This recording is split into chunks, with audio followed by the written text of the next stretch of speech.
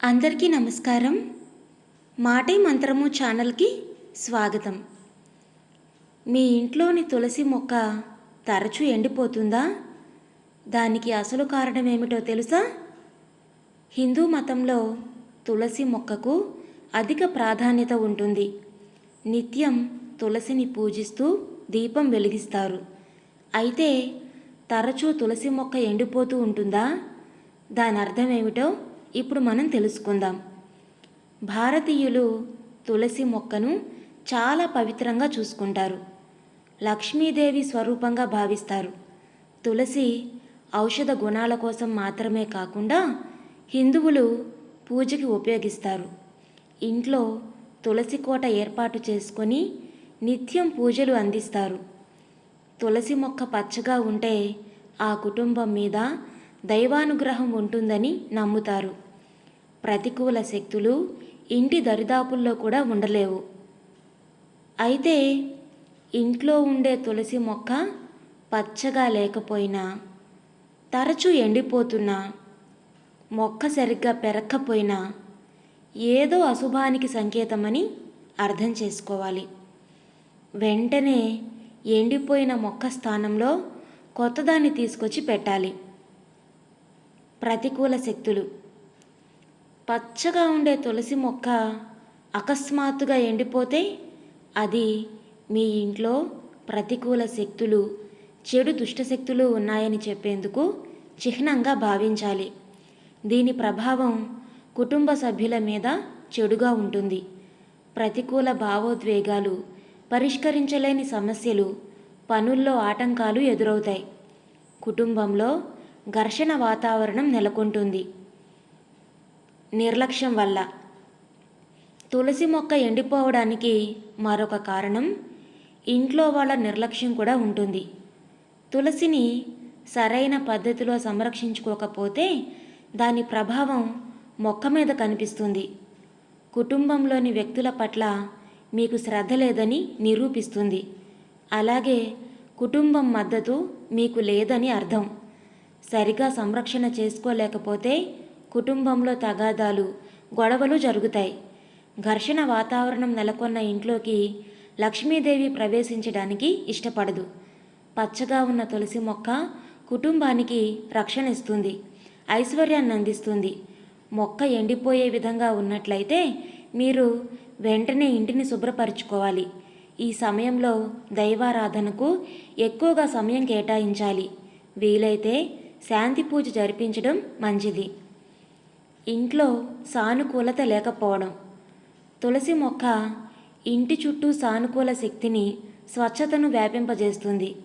ఈ మొక్క ఎండిపోవడం ప్రారంభించినట్లయితే ఇంట్లో సానుకూలత లేదని సంకేతంగా భావించాలి. కుటుంబ సభ్యుల మధ్య చెడు సంబంధాలు కలిగినప్పుడు లేదా అధిక ఒత్తిడి, ప్రతికూలత ఉన్నట్లయితే దీని ప్రభావం మొక్క ద్వారా కనిపిస్తుందని విశ్వాసం. ఆర్థిక నష్టాలు. తులసి మొక్క లక్ష్మీదేవితో సమానంగా భావిస్తారు. సంపద, సమృద్ధికి దేవతగా లక్ష్మీదేవిని పూజిస్తారు. ఆర్థిక సంక్షోభం రాబోతున్న సమయంలో తులసి మొక్క ఎండిపోతుంది. ఇంట్లో పచ్చని తులసి మొక్క ఉంటే సంపద, సంతోషం కలుగుతుందని నమ్ముతారు. అయితే తులసి మొక్క ఎండిపోవడం వల్ల కుటుంబంలో ఆర్థిక నష్టాలు, కష్టాలు రాబోతున్నాయని, అందుకు ఇదొక సూచికగా భావించాలి. తులసిని పొరపాటున కూడా తూర్పు దిశలో పెట్టకూడదు. ఇది ఆర్థిక సంక్షోభాన్ని కలిగిస్తుంది.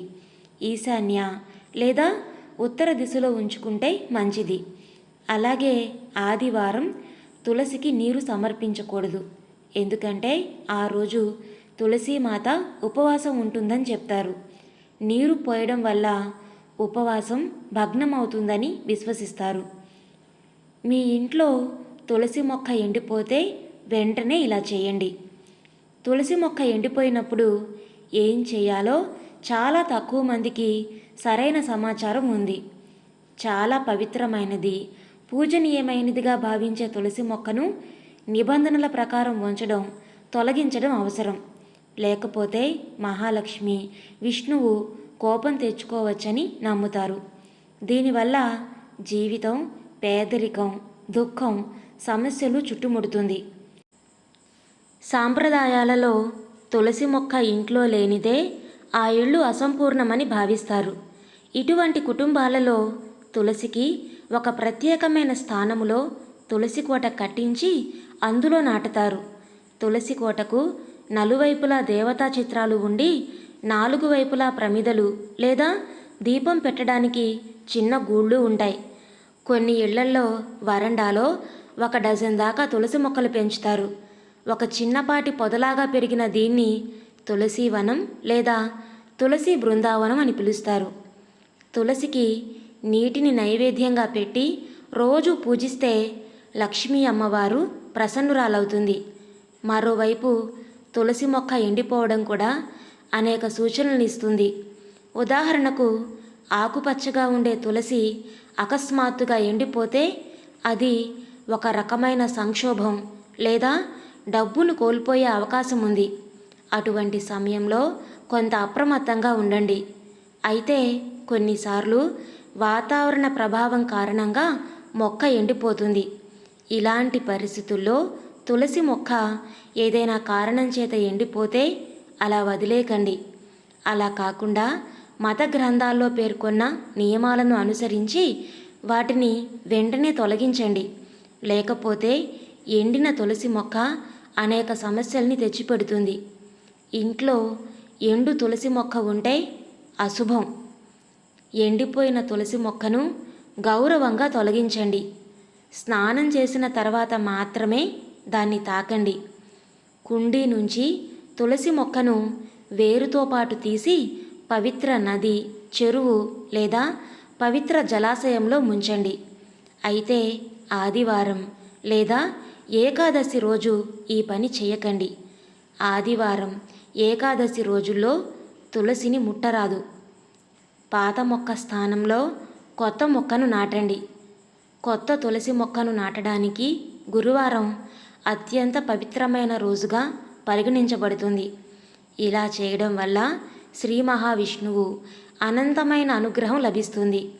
అంతేకాకుండా శుక్రవారం కూడా తులసి మొక్కను నాటడం శ్రేయస్కరం. తులసి కుండీ నేల కూడా శుభప్రదమే. కొత్త తులసి మొక్కను నాటే వరకు తులసి కుండీని కూడా పూజించవచ్చు. మీరు కుండీలోని మట్టిని మారుస్తూ ఉంటే ఆ మట్టిని గౌరవంగా ఎక్కడో ఒక చోట ఉంచండి. దాన్ని మురికిలో పడేయడం తప్పు. రామ తులసి ఇంట్లో నాటడానికి అత్యంత పవిత్రమైనదిగా పరిగణించబడుతుంది. రామ తులసి మాత్రమే నాటితే బాగుంటుంది. అలాగే తులసి మొక్కను ఉత్తరం లేదా ఈశాన్య దిశలో ఉంచండి. ఈ మొక్కను దక్షిణ దిశలో నాటవద్దు.